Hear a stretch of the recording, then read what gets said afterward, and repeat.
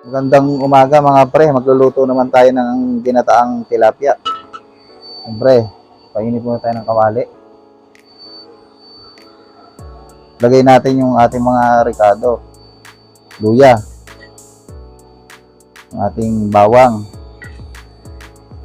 sibuyas, saka sili. Lagay na rin natin yung ating tilapia. Okay. Tilapia. Napasarap na ulam natin ngayon. Ginataang tilapia. Ganyan lang maggata ng tilapia mga pre.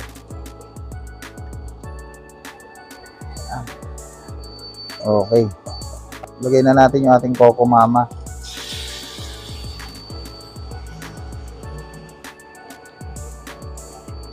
Direkta na yan mga pre. Yan. Ating pechay, lagay na rin natin. Malinis yan. Nahugasan na natin ating pechay.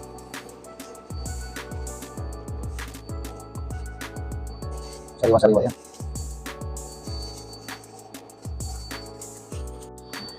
Lagyan natin ng konting tubig para medyo madami-dami yung sabaw naman. 2 Coco Mama yung lalagay natin yan kasi may halong gulay.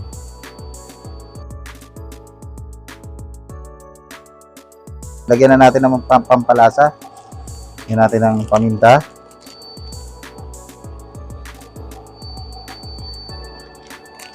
Lagyan natin ng magic sarap.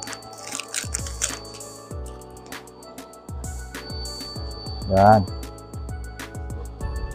Lagyan natin ng asin, siyempre.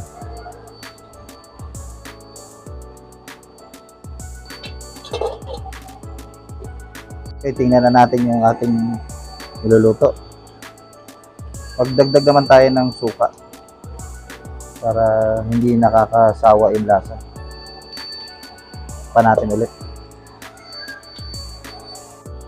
Tingnan natin yung niluluto natin. Okay. Okay na. Pwede na natin i-plating yan.